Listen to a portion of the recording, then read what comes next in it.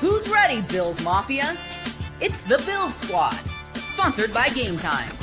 Everything Buffalo Bills, every week. Breaking down the big hits and game-changing plays the way only the Locked On Podcast Network can. Nobody circles the wagons like the Buffalo Bills. So gear up and squad up.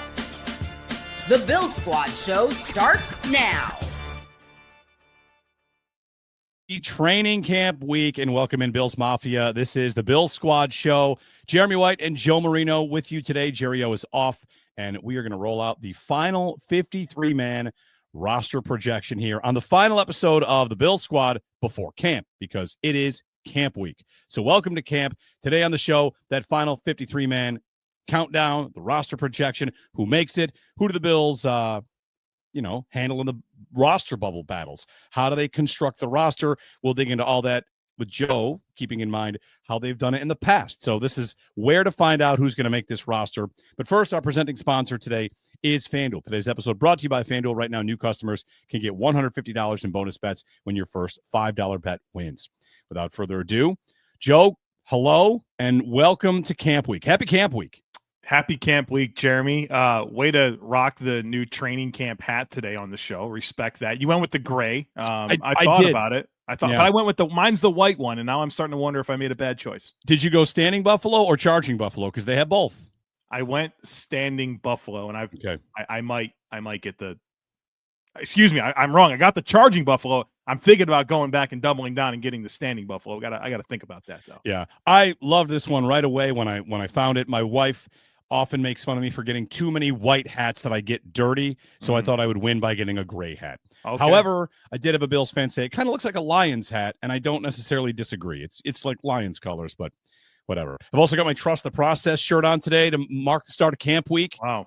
Yeah, I'm ready. You're ready to go. You dressed for the moment. Now I'm starting to think I should have put my training camp hat on and my training camp shirt, and I didn't do any of that, so. I'm ready. Hard Knocks coming. I'm excited about that. We're going to learn so much about the Bills at training camp with Hard Knocks. I saw a video of, the big giant rolling cases coming off of trucks, getting things ready for training camp. So it's going to be a training camp unlike any other. And I feel like Hard Knocks is going to give us a really nice addition here because, it's a veteran team, Joe, and we're going to get to the 53. We're going to get to all these roster battles. There probably aren't that many fights we're going to have. So Hard Knocks is going to give us an inside look at a lot of these players, what makes them tick, maybe some drama, maybe just some things we learned to love about the Bills that we don't know about yet. Yeah, I am excited for the Hard Knocks lair. What's the over-under? Does FanDuel have any odds in the over-under for Jeremy White appearances on? We know. I think it's at least 1.5. One's happening. Yeah. How many other? People think, and you think as well, that the segment with Brandon Beane about receivers is going to be some subtext that they put out there? Yes, Jeremy. This is part of the soundtrack of the season. This is the Brandon Beane moment where he went on, it was a press conference and talked about being overrated, right? Josh Allen being overrated. And he said, there's idiots everywhere. Like that soundbite lives, like your soundbite lives too. It's part of the soundtrack of the 2025 Buffalo Bills. Like it or not, my guy. All right. Well, hey, I'll take it. We're all excited about the season and high hopes, for what they're going to be. So let's get to the 53-man roster projection. You've looked into how they build rosters in the past, right? This is not just, which 53 are the best. It is partly that, but it's also how many linemen do they bring back? How many corners do they like to have? How many running backs, tight ends, all that, because finding your way to the 53 is about knowing you got to play the player as much as you're playing the game. And the player here, of course, is Sean McDermott / Brandon Beane and how they want to construct a roster. 100%. So we're going to definitely factor in historical norms based on that initial 53 that the Bills set, what those numbers usually are at each position. And, I think there's going to be some opportunities to maybe go +1 in a certain area or -1 based on norms, but I don't expect crazy differences in numbers. And then there's going to be a very annoying layer to this conversation that I'm going to keep bringing up, and it's going to be special teams, because when you get into these last spots, which is really where the meat and potatoes of our conversation is going to be, we don't have to discuss whether or not Josh Allen or Terrell Bernard is going to make the roster. It's the depth and choosing the depth and what variables are going to matter there. And so we'll have some good decisions to make that I think the tiebreaker is going to be special teams. And I think that's going to create for a very interesting final 53 that maybe is factoring in some players that are not getting enough attention. A lot of times when we do the show, we stream it live on YouTube. You can subscribe, you can like, you can listen on the Locked On Bills channel. A lot of times we'll have some visual elements. This is an example where if you're listening on the podcast and you want to be able to see the visual, we got a roster spreadsheet ready to go. So if you're on YouTube, you're seeing this, and if you're on Locked On Bills channel, you can continue on. We don't need this visual, but if you're the kind of person that wants to see the roster kind of come together in real time, we do have a spreadsheet up for that. So you can, close it out, go to the YouTube video, which we are here now, and get in on it. So without further ado, quarterback, Josh Allen. I like his chances. He's going to make the team. But past that, is this a battle worth watching? Sometimes you might, Joe, want a quarterback that plays like your starter. I don't know that there's anybody that plays quite like Josh Allen, but, whether it's Mike White or Mitch Trubisky, it's somebody's job, and they've both played in the league a little bit to varying degrees. So who do you think has the inside track? Who wins this battle? Well, I think step one is acknowledging that there is a legitimate battle here for QB2, which is pretty cool. It's been a while since we've been able to say that. It's been Josh Allen, the obvious QB2, and then some other couple guys that are really camp arms. Maybe want to make the practice squad. Remember last year, the Bills signed some was it Anthony Brown, kind of to get, this stuff happens. I don't think the Bills will be in that spot this year, assuming there's not injuries, but between Trubisky and White, there is a legitimate battle. And I think Trubisky has the advantage as a player that's been around longer, that has, a pretty deep relationship with Josh Allen. We saw Mitch at Josh's wedding, and I know that's an important layer to the backup quarterback conversation. Here's the thing that works against Trubisky. He's going to cost $1 million more to keep than Mike White. So the Bills will have to, like Mitch Trubisky, $1 million more than Mike White, which might not seem like a ton of money in NFL terms, but when you're up against a cap like the Bills are, they're going to have to make some moves here to have some operating funds. You're not going to thumb your nose at $1 million based on a quarterback that you hope never sees the field. Now, what's interesting is, can either one get back on the practice squad? Could they have them both? They had Mike White on the practice squad for a good chunk of last year. But you just never know how things will play out. And, these guys are going to go be some other team's QB2 before they come back to the Bills and be a QB3. So I think there's a legitimate battle. Mitch Trubisky is going to have to be $1 million better in camp than Mike White, although I do think he does have the upper hand as a more experienced player that has more physical gifts. He can run more. He's got a little bit more arm talent. I think that gives him an advantage, but I'm not overlooking the $1 million difference in keeping Trubisky versus White.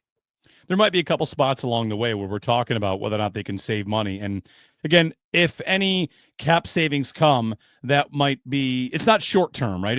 It wouldn't hurt to have a little space at the deadline if in fact they want to make some sort of move, whether that's out of necessity because somebody gets injured, or if it's because they just notice something on the market, somebody out there that can help them, because they've made trades the last couple deadlines, right? I mean, it's not new to them, whether it's Nyheim Hines or all the way back to Calvin Benjamin and Amari Cooper. They're adding at the deadline, and I bet Brandon Beane would probably like to have some flexibility. So that $1 million might not make the difference, but it goes in the bucket.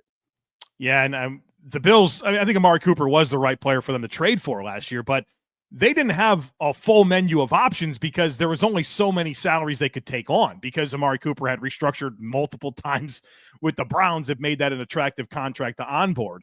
So yes, that $1 million would come into play. I'm personally not ready to say that Mike White wins it over Trubisky, but it's at least interesting. Okay. So how many quarterbacks keep? Two keep, right? Two keep, one of the practice squad, and the pick is going to be? My vote's Trubisky, but we have to come to consensus. I think it's Trubisky. We can kind of joke about the relationship with Josh, but the primary job on this team, and it's not new, is to be someone that keeps him in the right headspace, someone that he can lean on in moments when he might need somebody to lean on. And we think of him as Superman, but I think all the way back to when we were all battling for his soul in the Ken Dorsey era, and he's talking about low positive and his brain's kind of everywhere. Yeah. They've got him in a really good spot, right? Yeah. He seems like he's in a really good spot, whether that's because his personal life is in good shape. That's important too. So I think if it's unless Mike White came in and blew their doors off, I think that $1 million for Trubisky more. I think Trubisky ultimately wins the job. We're in line. All right. Trubisky. So 2 quarterbacks stay. We go on to the running backs and fullbacks. Reggie Gilliam, is he a lock because of his Swiss Army knife nature?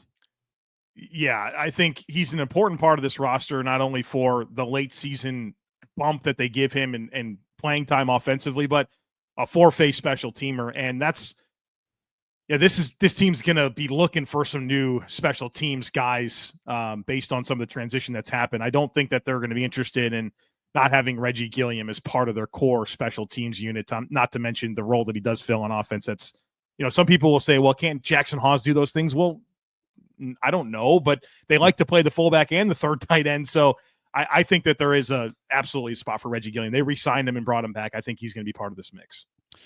Gilliam on the team for sure. Cook, Davis, and Johnson. This is as established as just about anything, which leads us to Darrington Evans and Frank Gore Jr. And I want to ask you about Frank Gore Jr. for a minute here, Joe, because I don't know if it's the same for you. I get a lot of, hey, what about Frank Gore Jr.? Don't forget about Frank Gore Jr. When talking about what should happen with James Cook, I'll get the occasional, don't forget the Bills have Frank Gore Jr. And you tell me if I'm wrong, but I don't really take that seriously. I mean, he showed out a little bit in the preseason, and that's all well and good, but this is not a prospect, I think, that I take all that seriously for them as an actual starting player. Raheem Blackshear, Antonio Williams, we've been through this song and dance a million times. Frank Gore Jr., I get it. Like, he's Frank Gore's son. That makes him cool. He was a fun Bills player for a season. But ultimately, the NFL's told us a lot about Frank Gore Jr. when they chose not to draft him. Every team has had opportunities to bring him onto their futures contract. He came back to the Bills. He could have been signed to a 53. He wasn't. I mean, ultimately, he's 5'7", 200 pounds, and runs 4.7. His RAS score is a 0.6 out of 10. I don't think I've ever seen one so low. So you're talking about low pedigree, very, very poor physical tools, and a tough room to break here with the established top three. So I don't take Frank Gore seriously on this roster, barring injury. I think a more interesting player like that is Darrington Evans, who actually does have a speed element where if something were to happen with James Cook, and that can mean a lot of different things, I think they would want Evans' big play ability more than what Frank Gore offers. In fact, they committed a roster spot last year to Darrington Evans with putting him on the IR designate return before the season. They only can bring so many players off injured reserve. They committed one to Darrington Evans. They didn't have a roster spot ever available for him. But I think Evans is the more interesting bottom of the barrel depth running back than Frank Gore, to be honest. So our four running backs are set. The biggest question about the three big names, James Cook, Ray Davis, Ty Johnson, is would anyone anticipate any sort of change to their usage, right? We saw a good mix of everybody. Cook, not exactly the bell cow. Davis getting sprinkled in, and Ty Johnson really good in the pass game. I think the most likely is we see a little more of Ray Davis. Like maybe the Bills start to try out their offense, their post-James Cook life. That could be the kind of thing that they, as much as they might showcase Cook or really run him as much as they can because he's in the final year of a deal, they might start to say, let's make sure we get enough snaps with Ray Davis as our starter so we know what we're getting if, in fact, that's the route we go. For sure. And I think a lot about early in the season. I can't give you the exact amount of games. It's either 4 to 6 games, or I did this study on third downs. And the question was just volume stats were missing from the Bills offense. And the efficiency numbers were still very good. But what it came down to was, like, for either the first 4 or 6 weeks of the season, the Bills are about 11 plays lacking per game compared to their normal amount of plays that they run per game. And you're like, well, there's your production. That's 11 plays. You average what? A good offense, 6 yards a play. Like, okay, there's your volume stats. And so I think if this team can start the year better on third downs, which I expect them to do, they still finish very high in third downs with how they turned it on. But with the continuity offensively, I think those third down conversions will be better early in the season. And you'll start to see the team run more plays, which helps, the target puzzle that we've had with Josh Allen and volume of passing attempts. And then also, if you do want to find some X factors like incorporating more Ray Davis, I think that's where you kind of find some of those snaps. So I agree with you. If anything changes, it's probably more Ray Davis, but I still think there's going to be a pretty healthy split between the top three guys. Training camp gets started this week. We are going through the final 53-man roster projection, and we've done quarterback and running back, and up next is a position that may need a good chunk of its own segment. It's at least the most interesting, I think, for outsiders and insiders, people around here as well. Something Joe thinks will be featured heavily on Hard Knocks. It's, of course, the wide receiver room. So we will get to that, talk about who can make it, who's a lock, feel like we've got a couple of locks, and the battle at the very bottom might get interesting. So we'll do that. It is the Bill Squad show. Back in a moment with the wide receivers, tight ends, and finishing out the offense. It's coming up here on the Bill Squad show.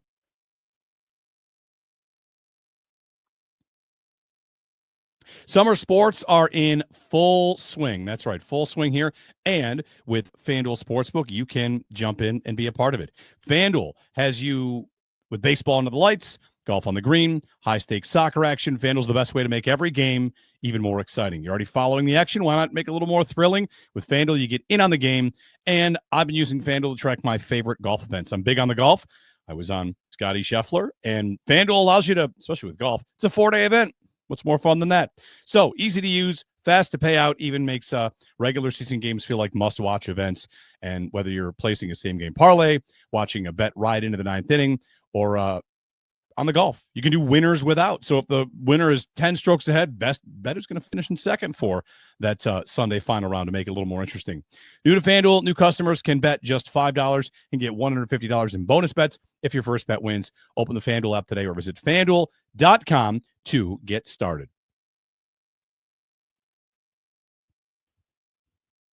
Josh Allen's army is being assembled. The final 53-man roster projection. Jeremy White, Joe Marino here on the Bill Squad show. We are 6 players deep here, so we got a long way to go. 47 more to go to get you to the final 53. But our 2 quarterbacks, our 4 running backs, and now we get to the position that people like to talk about: wide receiver.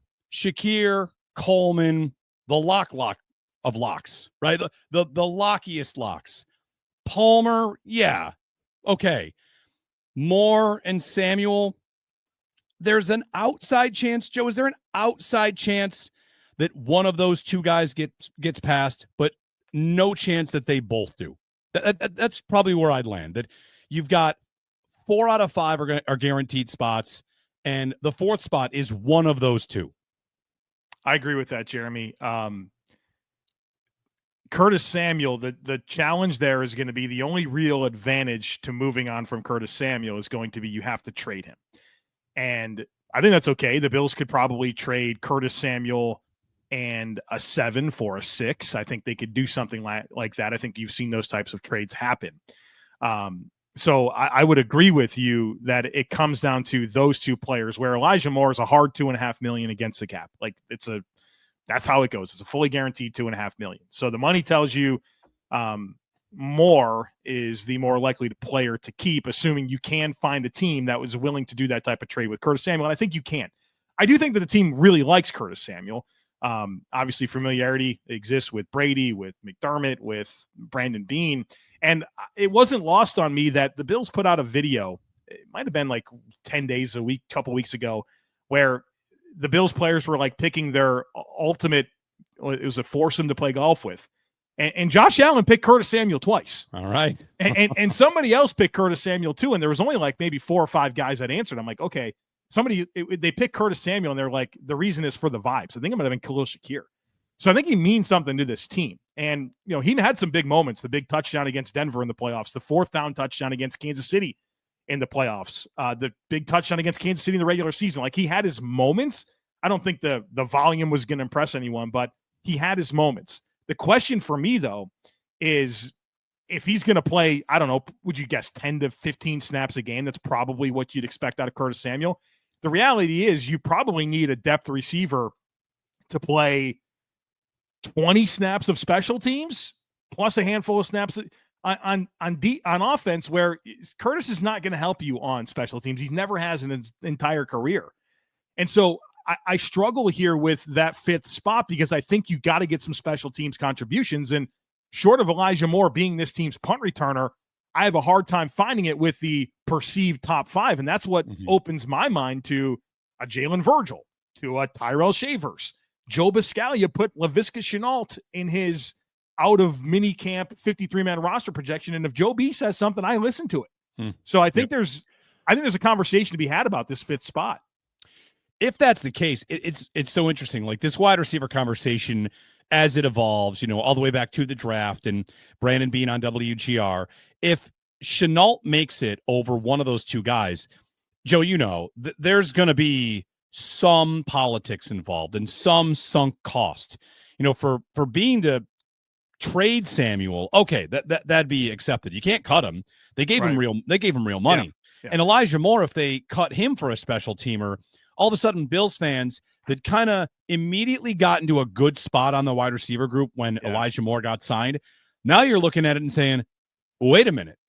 I liked that signing. That felt like you were a little bit more complete.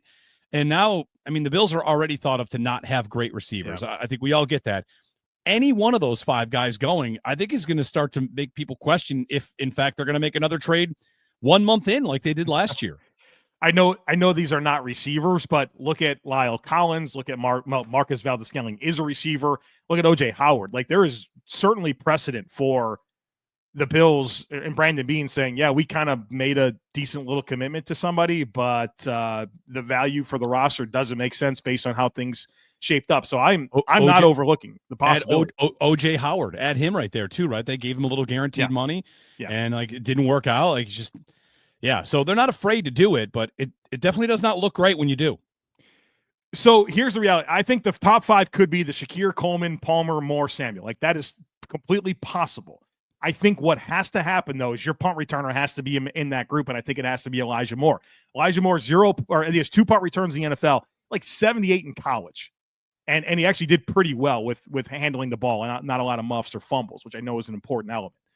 Because I know that, like, we're going to get to DBs, but the DBs, you have to factor this in, because if your punt returner is not here, and now you start thinking about, okay, Brandon Codrington has to make this roster, it's going to become very, very difficult as you see this play out. So I think this can be the top 5, but I think you got to acknowledge that there could be a shakeup for that 5th spot, and working in a Jalen Virgil or a Laviska Shenault or a Tyrell Shavers. Caden Prather's a draft pick. KJ Hamler's been a part of this team for like 2 years. Can one of those guys crash the party? I'm not overlooking it. Yeah. I want to ask you a question on Coleman that I feel like we might get. Punt return. He did it in college. I think the answer to that is simple, though. He's going to be on the field so much for this offense this year that's just not an opportunity. It's not an opportunity I anticipate him getting. Even if somewhere in that skill set he has done it and he can be good at it, he won't have the time. Feels like anyone that's had that punt returner job for the Bills, it's pretty much been what they do. Like, their number one thing. Codrington, it's Andre Roberts really didn't do anything else.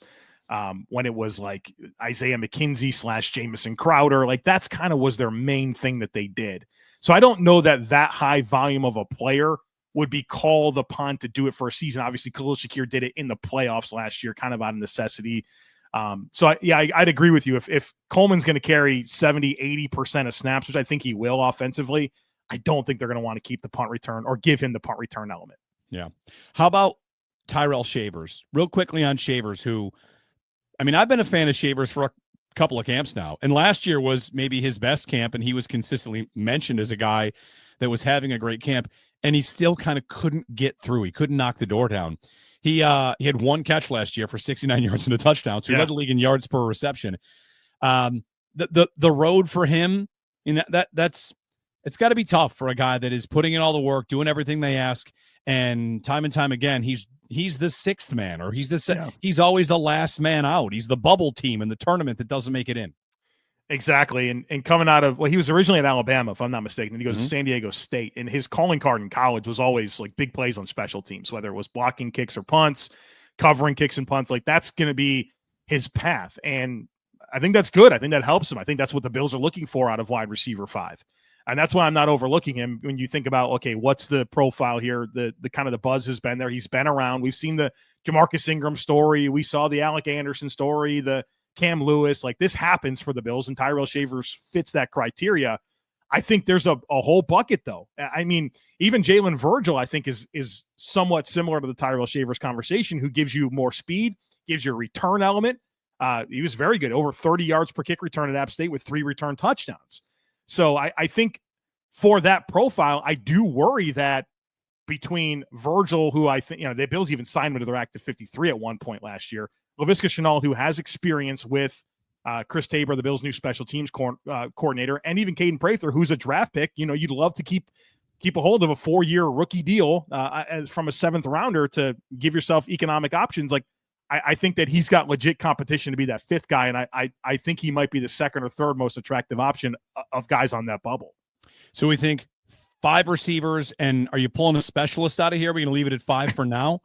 Like, what do we do? I think we leave it like this for now, and then get to corner and find out like if we have room for Codrington or not. Okay, I think that's what we have to do. So Moore and Samuel both make the team. 5 receivers make it for the Bills, and we'll move to tight end from here. Zach Davidson, Jackson Hawes, Dalton Kincaid, Dawson Knox, and Kaleki Latu. So how many here?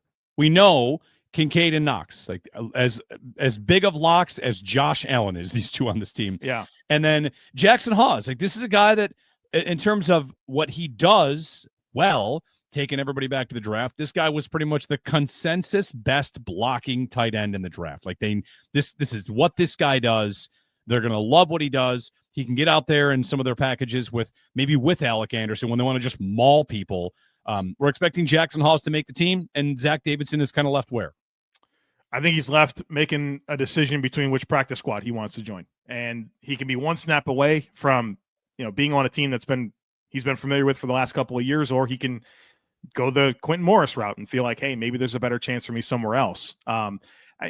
Davidson's tough. Like, I know he's a bit of a fan favorite. He brings a lot of juice. He'll kind of flash a little bit in the preseason, but does he? I don't think he does the thing that the Bills need the most out of the tight end 3, and that's block, right? You have a guy with a big time blocking profile versus a guy with a receiving profile. I mean, Davidson played like he's like a punter, like a multi-spot player in college. He's just a very different type of guy. And so I think you love to stash him if you can, but the player that's going to give more value offensively and on special teams, I think is going to be comfortably Jackson Hawes. So I'd put him as the tight end 3 over Davidson. Hawes, Knox, and Kincaid. And the 3 tight end room is set. These numbers are pretty reliably good in history for the Bills. The way that Brandon Beane and Sean McDermott built their roster, we like 3 tight ends, 2 quarterbacks, 4 running backs, 5 receivers. Like these numbers pretty much historically right in line where we should be. So far, yeah, we're right. We're pacing well. Now, this is where I think we're coming up on the positions where there can be some flexibility. With O-line, it's probably 9 or 10. With defensive line as a whole, it's probably 10. Linebacker could be 5 or 6. DBs could be 10 or 11. So I think the wiggle room opportunities are starting to come. Well, let's close out the offensive side of the ball and project the players that are going to make it on the offensive line for this group, whether that's 9 or 10. Of course, your starting offensive line, your 2 tackles. While you were away, Joe, the Bills' offensive line got lots of love from offensive line analyst and guru Brandon Thorne, who put the Bills tackles both in the top 4 at their respective positions, and he put every single Bills starter on the offensive line in the top 15 at their respective positions. So lots of love came in for the Bills offensive line. Dawkins, Edwards, McGovern, Osiris Torrance, and Spencer Brown. Those 5 guys are on it. And Alec Anderson, he's there as well, right? Like the job that he does, they're gonna keep that thing rolling, that train that often looks like a train when they get him out there. Those 6, I think, are pretty safe, and there's some obvious depth answers as well. Yeah, I'd agree with you on that. So we're calling this the top 6 that are safe. I think Tylen Grable's safe as well. He's a depth player that I'm really excited about that I think could be. I mean, he was a swing tackle last year. Let's not forget that. He twice beat out Ryan Vandermark, once to start the year. And then when he came back from injury, he was on IR for a while with a groin injury, if I'm not mistaken. He came back and won that job again, and Ryan Vandermark was inactive. So I think Grable's ahead, and I think Grable has a chance to be maybe even a future starter on the interior as we look long-term there. So I don't think Tylen Grable's going anywhere. And I kind of feel like Cedric Van Pran Granger as a second-year player that has inside flexibility to play center or guard. I think he's in.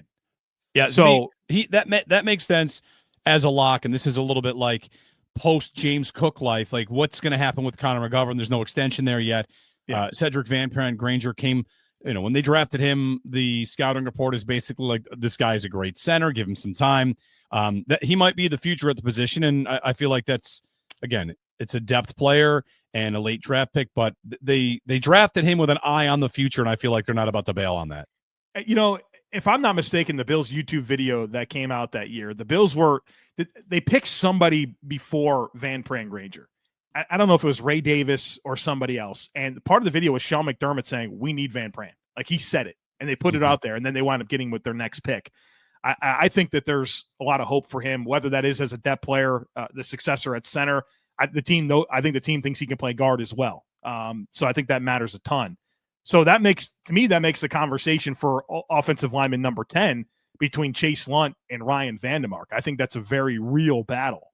And I think you have to look ahead a little bit on this one to get all the information, where Ryan Vandemark is going to be a restricted free agent after the season. And that's no longer a situation where, they're back, there's nothing to worry about. No, like, the Bills will have to pay Ryan Vandemark $3.5 million next year on an RFA tender. They're not going to do that. It's the same thing as Quentin Morris. Unless Ryan Vandemark starts a bunch of games and we learn a ton of new things about Ryan Vandemark, if he has a similar type year where, depth player, maybe spot start, does okay, they're not going to pay him that. You're not going to pay your eighth offensive lineman that money.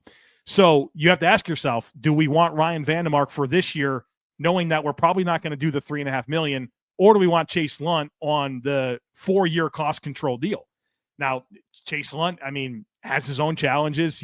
We'd be a complete outlier if he made it at tackle based on his wingspan and arm length. And he's, 6'8" plus, and that's a little bit tall to play guard. I don't think that the Bills are afraid of that. They played Tommy Doyle at guard. I think Tommy Doyle was like 6'9". I think that's totally within their wheelhouse. But we need to learn a lot about Chase Lunt in camp and preseason to inform that decision on whether or not he's going to be the better long-term option than Vandemark, or is Chase Lunt just going to be the next Luke Tenuta, Jack Anderson, Nick Broker type 7th-round pick that the Bills, doesn't really stick around and bounces around. So we don't have that information right now, and that's part of why we're doing this. But I think we need to learn a lot about Chase Lunt before we can say definitively which one makes it.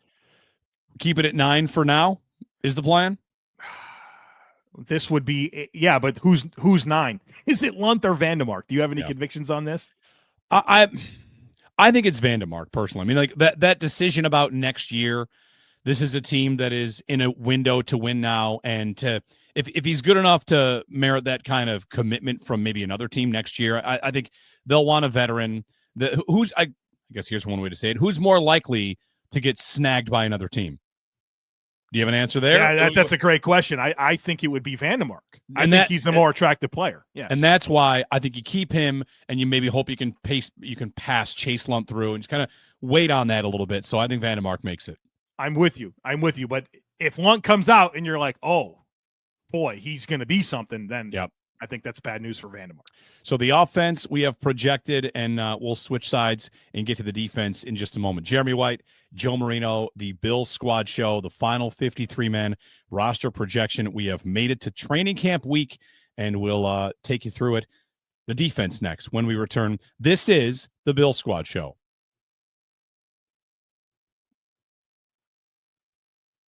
Workplace stress is at an all-time high. 61% of the global workforce is reporting, higher than normal stress levels. This summer is the perfect time to take small steps to focus on your wellness and manage the challenges that come with your workday. Of course, most of us can't just quit our jobs or take endless vacations. You can start small, whether it's getting outside for a few minutes, adding movement into your day, or taking just a little time for yourself. Talk to someone who can help you navigate life's challenges. How about BetterHelp? That's where BetterHelp comes in. Therapy can help you set healthier boundaries at work. Stress doesn't spill over into the rest of your life. Flexibility of online therapy makes it easy to fit sessions into a busy schedule, no matter where you are. And working with a therapist helps people develop positive coping skills that make day-to-day challenges easier to manage. Anybody knows, talking to someone helps quite a bit. So, as the largest online therapy provider in the world, BetterHelp can provide access to mental health professionals with a diverse variety of expertise. Unwind from work with BetterHelp. Our listeners get 10% off their first month at BetterHelp.com/lockedon. That's BetterHelp, HELP.com/lockedon. Time to shift gears to the defense. The final 53-man roster projection as we get set for the start of training camp. Around the league, camps are opening up. It's highlight season, Joe. It's look at this touchdown catch by Jalen Reagor season. I hope everybody's ready for all these teams to be sending out their highlights and every receiver to be uncoverable and quarterbacks to be dropping dimes. It is we go from ranking season to depth player is about to break out season. So I hope everybody is celebrating accordingly. Did you see the this is a flag football catch, like a corner? Yes. Did you have thoughts on that? Because this was being lauded as one of the greatest catch ever. And I think it is, but that ball looked kind of small to me. I thought the same thing. It looked like a smaller football. Yeah, he jumps over and does kind of like the backward palm catch. Yeah, it's a great catch. It is a great catch. It is a great catch. He mossed a couple of guys, but yeah, I mean. Have you recently held an NFL football? Yes. Thing's big. It is pretty big. It's like bigger than you think. Dude, I had one roll up on me at the Senior Bowl one year. And, like, okay, now you got to be the guy that picks it up and throws it back. And you want to look decent doing that. I picked that. I got small hands, Jeremy. I got an 8 1/4 inch hands, which you wouldn't expect that from me. And I'm Kenny Pickett type guy here. I need the surgeries and extending to play quarterback in the NFL. That's the only reason why. If I had 9 inch hands with this last name, buddy, I was going to break some records. But I didn't have the hand size. And, boy, I threw that thing back, and I threw a duck, man. I threw a duck. That ball's big. So, yeah. Don't be that guy. Yeah. Kick that highlight back on the field. Yeah. The NFL, one thing about that highlight, that flag football highlight, it's pretty clear. I think you're going to see a lot more of those. These teams are also kind of aligning themselves with NFL teams. I saw the Bills flag football team, some version of the Bills. I'm not sure the affiliations. It's whatever. You're allowed to use the names. They won on a Hail Mary. Oh, so all right. The Bills won on a Hail Mary. The Bills got a Hail Mary. They didn't give one up. They got one. Somebody put the tape on it. Let's figure out how to do this. That's right. All right, 53-man roster projection. Let's shift gears, get over to the defensive side of the ball. We have 2 quarterbacks, 4 running backs, and a fullback in Reggie Gilliam, 5 receivers, 3 tight ends, 9 offensive linemen. Now we go to the defensive line, which has seen plenty of turnover from the Buffalo Bills. So for the defense and the turnover they've got on that side of the ball, a lot of new faces, and TJ Sanders is in as expected on time. The second round dam broke. So now we kind of look into how things are going to go defensively with this group. Yeah. So I think the Bills' total defensive line number will be 10. And honestly, the suspensions for Ogunjobi and Hoecht make this pretty simple to me. Yeah. Where fortunately, unfortunately, they don't count against this roster initially. So the Bills can just literally have an exemption there, and that gives them 6 weeks to roster some players that maybe wouldn't otherwise. And when you consider the contenders, like for these spots, like at defensive end, it's Bosa, Epinesa, Jackson, Rousseau, Solomon, and then Hayden Harris and Paris Shan. Those are low-profile, undrafted free agents that I would not expect to really have much of a claim to making this team. And then with defensive tackle, it's Carter, Jones, Oliver, Sanders, Walker, who you'd expect. Ogunjobi suspended. And then Marcus Harris, Casey Rogers, and Zion Logue. Now, I think the interesting thing about Logue, Rogers, and Harris, if I'm not mistaken, they were all drafted players in 2024 that have now found their way to the Bills, which on one hand is not a good thing because their original teams that had them, didn't keep them around.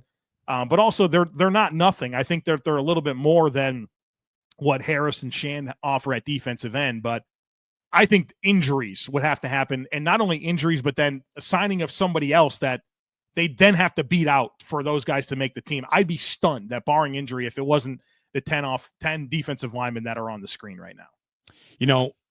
It's I guess an optimist's way to look at it, or a spin, but an extended 6-week look at a couple players. I mean, you don't want your players to get suspended, but as soon as it happens, you're talking about Deion Walker or Dwayne Carter, who flashed early last season, or if it's Javon Solomon, you're getting an extended look. And as a team that maybe can get away with it on the roster in the first 5-6 weeks of the season, like this could play out well for the Bills. And I would anticipate, Joe, that by the time we get to week 6, we're excited to get these guys back. And now, entering week 7, we know that the defensive line is the best it could be because, barring injury, they've had an extended runway to get there. Yeah, especially defensive tackle, where like early in the season, if the Bills play, I don't call it 70 plays a game on defense, Jones and Oliver will probably play 65% of those. Jones will push for 50%. There's a lot of snaps that are going to be played by Sanders, Carter, and Walker. And on one hand, that could be a great thing. On the other hand, we could be very excited for the return of Larry Ogunjobi. I think it's unlikely that all three are going to be awesome. So if we're being honest about that. But then remember, the last couple of years, the Bills have signed defensive tackles midway through the season that played a ton. Last year, Jordan Phillips and Quentin Jefferson. The year before that, it was Linval Joseph was signed mid-season for reinforcement. It's kind of nice to have the built-in reinforcement already in Larry Ogunjobi, who would come in, and I guess it would be the Carolina game. It's Bills play 6 games and have a bye, and then it's time to welcome back Hoecht and Ogunjobi. So I think these decisions get more difficult after week 6, and maybe there will be an injury that, makes this very, very simple. But if not, it's going to be really interesting to see where the Bills find that roster spot. Speaking of injuries, we're all going to get to camp and really want to see Joey Bosa. And if he can stay healthy, this calf strain he had is supposed to be good to go by the start of training camp. I guess the question is, who's on the alert 5? Who's on the bat phone if Bosa goes down while Hoecht is still injured? I mean, Hayden Harris, Paris Shand, are these names adequate enough, or do you think the Bills would kind of scour free agency, scour the streets to see if there's anybody else out there if, in fact, Bosa picked up a ding somewhere along the way early on? Yeah, I wonder if the Bills would go 4 at edge. I think that's probably as lean as they'd want to go. But I think that's when you start to think about the Shaq Lawsons of the world, the KC Two-Hills of the world. I think that's what you're signing yourself back up for. So let's hope that doesn't happen. Yeah. Shaq Lawson, he'll play for the Bills until he's 60. He'll just show up like once every year. He's on the bat phone. I learned a couple weeks ago, he played for the Panthers last year, was on their practice squad. I think he maybe played 1 regular season game. So we should call that annual the AJ Klein Award. The guy that's come, all right, fine, one more time. I'll come back one more time. Gets desperate enough. Right. Speaking of AJ Klein, on to the linebackers and how many the Bills like to keep here and who's going to make this team. Of course, Matt Milano, Terrell Bernard. And from there, you've got some, I think, heavy favorites, right? Joe Andreessen was a great story last year, but they like the way that Joe Andreessen played. And I think a lot of people think he came in and was fine as a depth linebacker. Eddie Ulofoshio. How do you see this playing out? And how many linebackers do the Bills keep? Is this a bigger special teams conversation than it really is a starting linebacker conversation? It sure is, especially with Dorian Williams and kind of his emergence. I think the Bills feel comfortable with him as the third linebacker. But you do need meaningful special teams contributions here. And the Bills' number typically at linebacker is 6. I've wanted it to be 5 for a long time because I want to go one more at a certain position usually, and that's no different this year. But the Bills tell us routinely that it's 6. Now, one thing that I do find to be interesting is for the Michael Hoecht part of this conversation, when he comes back and if the Bills do go 6 at linebacker, does the roster spot come there where you feel like Hoecht can help you if you needed to get out of the game at linebacker as an off-ball linebacker? I think that's possible, but I think initially it'll be 6. And does it come down to, I think it's these 3 players. If you're looking on the YouTube screen, I think it's Milano, Bernard, Williams. I think those guys are locks. Joe Andreessen, I think, is pretty close to a lock with the emergence that he's had on special teams, and just feels like he's had the best when we've seen him play moments. It looks good, and the team just continues to reinforce, like, this is not a PR thing. Like, he's earned everything, and I believe that's true. I think you have Balin Spector, Shaq Thompson, and Edifwan Ulofoshio for 2 spots. And what's interesting about Shaq Thompson, well, there's a lot interesting. He's probably the most accomplished linebacker the Bills have. But he also has the last 2 years of massive injuries, and Achilles 1 year. Was it forgot the other one. Was it a fractured leg or something? And he's now 31 years old. So that's not great, but he's also a guy that can step in and play the Mike linebacker position, and he knows this defense. And so that's the challenge with Dorian Williams as LB3 is we don't really know if he can play the Mike. We can know he can play the Matt Milano weak side role, but the Bills have really resisted playing him as the Mike backer. And is that the benefit to Shaq Thompson? Remember, Balin Spector's been the first in at Mike backer for Terrell Bernard. So there's some layers here where I think there's some things that need to sort out. Obviously, we need to know, can Shaq Thompson athletically compete the way he needs to be a snap away from being the Bills' middle linebacker? And some people, I've even had some YouTube comments back at me. It's like, why are you even talking about Shaq Thompson? He's wrong side of 32 bad injuries in a row. Like, I hear you on that, but right now you're one snap away from that being Balin Spector. Does that make you feel better? So I think it's two spots for Spector, Thompson, and Ulofoshio. We know the least about Ulofoshio, but again, draft pick, another guy with injury problems coming out of school. He's athletic, but we didn't really learn much about him last year. So ultimately, the number of linebackers, again, 6, 5, 6. You want to keep it 5 for now? I mean, what's your number you like? I like 5. I think the Bills like 6. But this is, I think, when we get to this corner safety conversation, it's where it gets very, very difficult. Okay. And I think we're going to find ourselves coming back to linebacker if we go 6, or even thinking a little bit about the receiver stuff. When we return, we'll get into the secondary. We've got safeties and defensive backs to get to, and I'm also going to tee up Joe on some Christian Benford news that you've not yet had a chance to react to, so I want to go ahead and get you to react to that if that's all right with you. It's the Bill Squad Show. We are projecting the final 53-man roster and, getting to it. Camp week here, so hit a like, hit a subscribe, and, of course, thanks for joining. The defense and specialists get rounded out next here on the Bill Squad Show.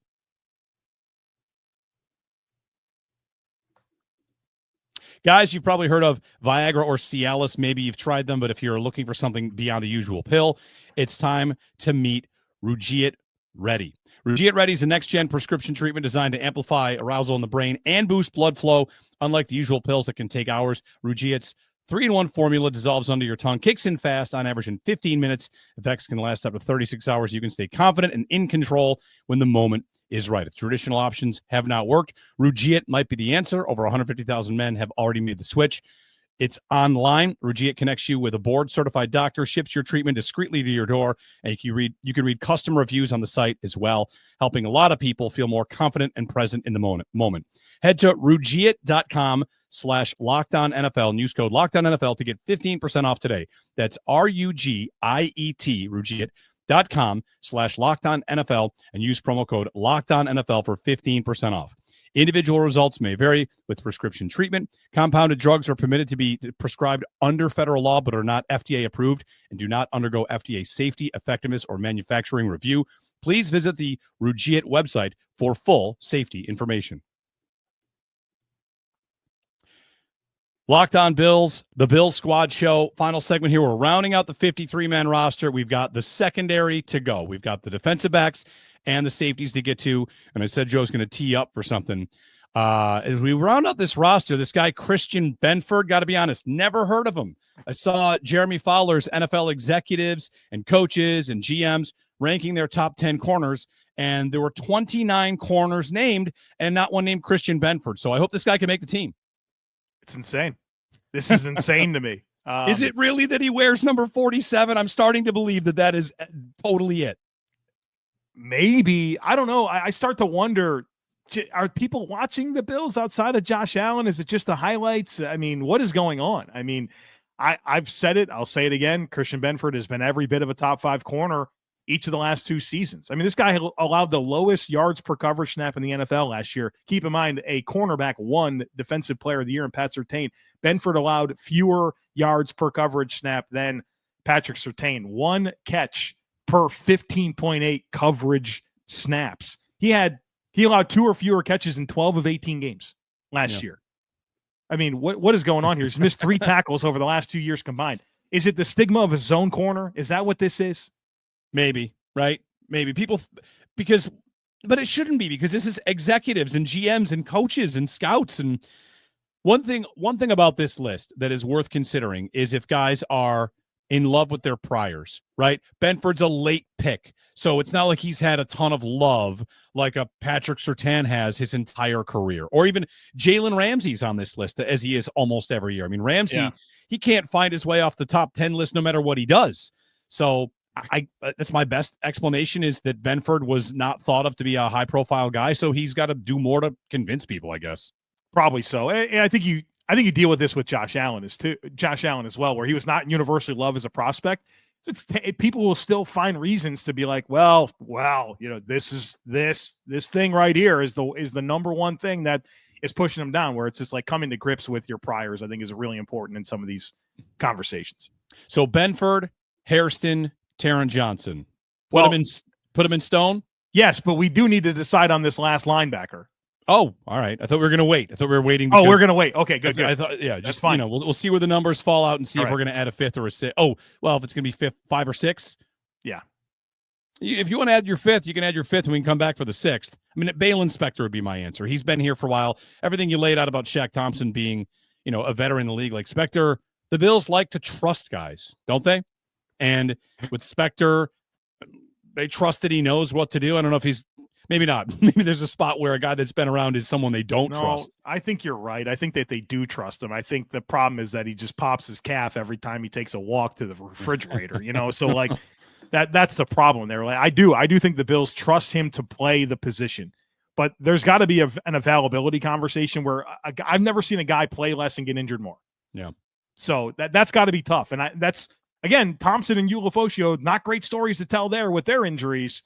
But, yeah, I think there's a know-how conversation with Spector that I think they're comfortable with. So I think predictively I would side with you there, even though I don't love it. All right. So Spector there predicting the top 53, the final 53-man roster. By final, like it could be changed one day into having their final 53. Sure. So Benford, Hairston, Taron Johnson, Tre'Davious White here, right? I mean, expectations for Tre'Davious White are modest, I think, but he signed a real contract, right? Real enough that I think like we should count on him and Dane Jackson both being on the team. I mean, Jackson might have more of a fight on his hands, and Jamarcus Ingram, Dorian Strong. You've got young players here that could try to get in, but I feel like Tre'Davious White is pretty safe. Yeah, Trey White, 1 year, $3 million with $2.2 million guaranteed. That's a player that you signed to stay around. Where Dane Jackson is 1 year, $1.37 million with $567,000 guaranteed. So I think Dane Jackson is, from a contract perspective, has a pretty notable uphill climb. Where I do think Tre'Davious White will make this team. Now, I will say this: he's either a starter or he'll be inactive. He doesn't provide the Bills anything in a special teams capacity. So he'll be on the Kaiir Elam plan where he starts and plays or he's inactive. But I do think that contract is pretty straightforward. You're making the team. Tre'Davious White makes the team. Some of these names here, like Jamarcus Ingram has been a nice depth piece for him. Joe, he's just a guy that when I go to camp, I like to watch Jamarcus Ingram. I don't know if he ultimately makes it, but it's a guy that plays like a Badger, plays like he is just a rough, in-your-face, physical corner that when they're doing one-on-ones, corners, and wide receivers, I love watching Ingram. Yeah, he's highly competitive, and I think that's what makes him such a good special teamer. I'm on record as saying I thought he was the Bills' best special teams player last year. They only gave gunner reps to so many players last year. It was Cam Lewis, Matt Collins, Jamarcus Ingram, and Jalen Virgil. Those guys got gunner reps, which are the most important special teamers you probably have on your team. They're the outside players on a punt that they have to get down the field first and leverage the ball or make the tackle, or else bad things happen. And so Jamarcus Ingram is proven in that capacity. He can play safety, corner, and inside in the secondary. I think he's done everything imaginable to put him in position to make this team. And so it just comes down to between Ingram, Jackson, Dorian Strong, a draft pick, and Brandon Codrington, who was a very good returner as a rookie. How many spots do you have for these guys? You might only be able to keep one or two. Right. Codrington, this is where, we're deep enough in the roster where the overlap of positions, you're trying to find a receiver that can return for you on punts, and Codrington's your guy on kickoffs, probably. Like, are the Bills going to find enough special teamers here to, I guess, preserve another spot somewhere else? I mean, Dorian Strong's on the team, right? Wouldn't we expect that? He's got to show out, but Strong's on the team. What's our final number here we're going for? We're looking for 9? Well, I think DB's total is 11. Okay. But the thing here, Jeremy, is we did 5 linebackers, so that right now puts us at a position where we could keep an extra receiver, we can keep an extra DB, we can keep an extra offensive line. Do you have anything for Daquan Hardy? Well, this is my thought there. Sean McDermott said out loud last year that he was drafted to be a punt returner. And as a punt returner, he made reckless decisions in preseason, and they traded for Brandon Codrington and made him the punt returner. I don't think they trust him to do it. So I think he has a major uphill climb. And then there's also been, from beat reporters that have attended the OTAs, some positive buzz for Corey Couch, who was with Jamil Adai, the Bills corners coach at Miami. It feels like he's fallen behind. So Hardy out, Corey Couch out, Daryl Porter out. We're looking for 2 more names here, 2 of these 4. I think so. I think it's Jamarcus Ingram. I do too. And then, the battle between Dane Jackson and Dorian Strong. And I mean, you got to go with the cost control player. You gave a nothing contract to Dane Jackson, who got his chance to go start for Carolina. And I mean, he didn't play well. He also had a hamstring injury, was released after 1 year of a multi-year deal, came back to Buffalo for a nothing contract. I think Dane Jackson's destined to be one of the 6 vested vets on the practice squad. All right. Dane Jackson, the practice squad, which brings us to safety. So our 6 corners, and where are we tracking in terms of where we have any wiggle room that we're saving? We're going to go back. We're under our numbers a little bit. Yes. So assuming we could go 5 safeties here, because we went 6 corners, 6 plus 5 is 11. We have 11 spots earmarked for DBs. So if we pick 5 safeties, we have another spot for a linebacker, a receiver, an offensive lineman. Like, we will have a spot. Yeah. Safety. All right. This is a position battle. This is one of the more interesting ones in the entire roster. I mean, Rapp and Bishop are going to make the team. Rapp's a starter. Bishop is probably penciled in, or write it in pen if you want. I feel like the Bishop conversation, we got into this last show. Jerry and I, we had John Scott on from Channel 2 in Buffalo about Tre'Davious White and Max Hairston. Like, whoever wins that job, you're hoping Hairston does. If he doesn't right away, maybe it's not alarm bells. But then we took that conversation, Joe, to safety and Cole Bishop against Damar Hamlin. Like, if Bishop does not win this job, which he's probably in line for, that's alarm bells. He's a second-year player. It's got to be time for him. We got the excuses out of the way last year that he was hurt in training camp and he missed time. So Rapp and Bishop, and if Bishop isn't starting, we might have a big problem. Yeah, I would not love that.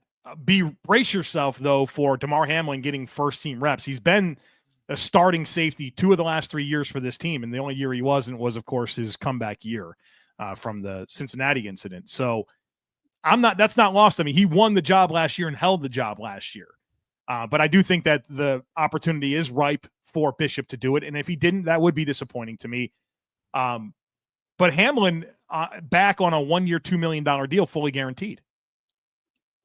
Which puts him ahead of Derek Forrest on guaranteed money. Oh, geez, by a lot. Yeah. Derek Forrest is another player that, like, I'm definitely a little bit higher on. I liked him at Cincinnati. I liked him in Washington. I think he got overlooked by the new coaching staff, but it's not lost on me that he had to sign a 1-year, $1.3 million deal with $167,000 guaranteed. That's not a contract that screams you're making the team. That's your Chase.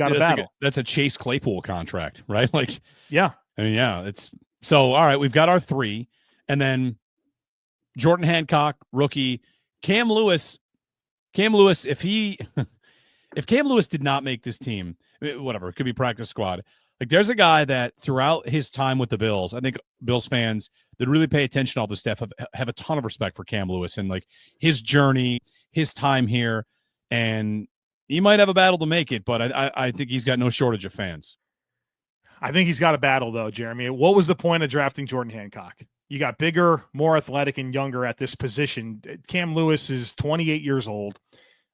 You could save him, and you could cut him and save $1.8 million in 2025 cap. That's not nothing for a player that, of course, he was a primary gunner.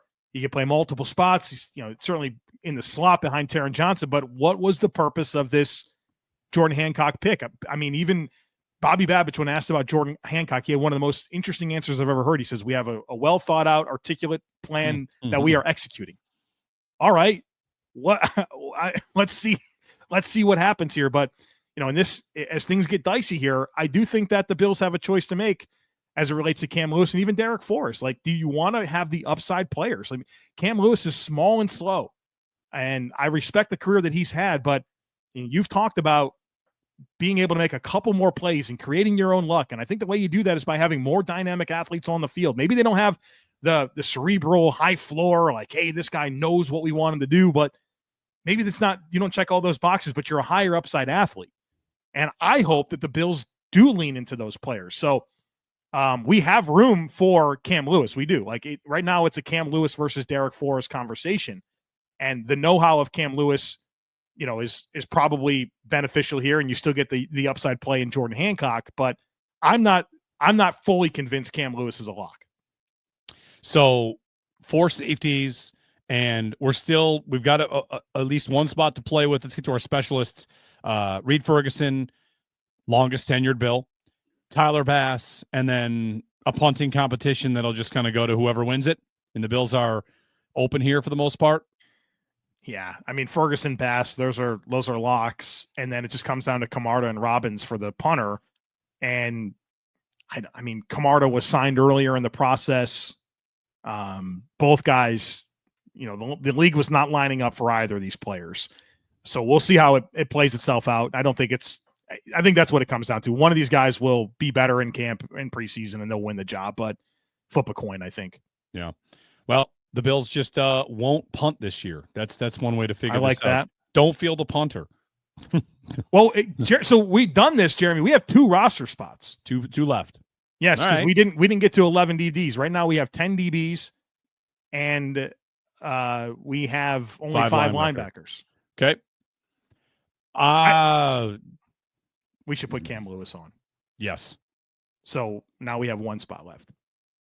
And that's what? Dane Jackson, Brandon Codrington, or a linebacker or a receiver. Laviska Shenault. You mentioned earlier, Joe Viscalia says Laviska Shenault could make this roster, and he's a guy that could play special teams for you. I mean, is this going to be a Laviska Shenault spot? I just don't love Shenault. I watched his kick return reel last year. I thought he was very underwhelming. 3 massive ball handling blunders. And I don't see a very exciting profile for offense, or, I mean, he's a kick returner. He's never done punt return. He's never really been involved much in covering kicks and punts or blocking for kicks and punts. I think he's really limited. I think Jalen Virgil does so much more than Laviska Shenault, but ultimately this might not be a receiver. Yeah, I think it's more likely someone on the defensive side. I think numbers-wise, the spot is linebacker, where the Bills typically keep 6. But then, if they want to just roll with Codrington as the return guy, this is your path to do that. If you love the upside of Force and you want to sneak him in, this is your path to do it. If you think Thompson can still play and be 1 snap away from being your Mike Backer, this is your path to do it. So, Forrest to be tough here. You're going 6 at that position because we put Cam Lewis up. So, that'd be a big jump. Let's go. If we went Codrington, that would be way too many corners, but I don't think you can really think of Codrington as a corner. I think he's a returner. Yeah. And we don't have that job filled yet. So that seems right to me. Over the 6th linebacker? Yes. All right. I'm here for it. They did trade for Codrington. It was a 7th round pick. Yep. So there's the 53. And there's one more question that this year is going to be different than others. Okay, here's your 53. It'll change a million times in practice squads and all this. But now it's week 7, Joe. Ogunjobi and Hoecht are back. Who goes? Well, do they have to go from those respective positions, defensive end, defensive tackle? Here's a spot where a linebacker could definitely go because, Hoecht is Swiss Army knife. He does it all. But who goes when Ogunjobi and Michael Hoecht are ready? Well, I think the problem with linebacker is we've only kept 5. So if we had 6 linebackers, I think that's an easy one. I think there's way too many corners. I think this is where the Bills have to say goodbye to one of these players, like a Trey White, Jamarcus Ingram, Brandon Codrington, Cam Lewis. I think maybe you don't hope for an injury, but that would be helpful. Yeah, and they're inevitable. I mean, you're not rooting for it. By 6 weeks in, someone's going to get hurt. Yeah. I mean, and ultimately, if Deion Walker's back has been a problem, shut him down. Dwayne Carter could stub his toe. Javon Solomon could trip. I think you might have to do something here. If it's not obvious, with another spot. I think you have to look at your lowest performing edge rusher and defensive tackle, and they have to have a hangnail. So our final 53 is set. How many are we going to miss it by? Maximum 3. I mean, there's a lot of spots that are. Yeah, well, the injury piece is just right now we're living in utopia where everyone's healthy, right. So that'll take care of some of it. But I bet you it's more than 3 that we're off by. Very good. The final 53, not so final 53. The first 53. That's really what we should call it. The first 53-man roster for the Buffalo Bills. That's our projection. We've got it up, and we'll see how it goes. Camp begins this week. Next up, Thursday, normal time. It's going to be you and Jerry. I'm off Thursday. And then I think once we get to the following week, all 3 of us are back. The Bills squad will be fully reunited. We'll get some camp coverage. I'll be at camp. I think the number of days we go is 9 times. So I'll be out there. Tell you what I see. You should give me homework assignments, You're going to be out at camp a little bit as well, right? So yeah, I'll be there the 27th through the 2nd. So I can see 5 practices that week. All right. So we'll see each other. We'll watch on the field together and see what we come up with. So hope you enjoyed our 53-man roster projection. Next Bill Squad show coming up, regularly scheduled time, Thursday at 1 o'clock with Joe and Jerry O. Until then, happy camp week and go Bills. Go Bills.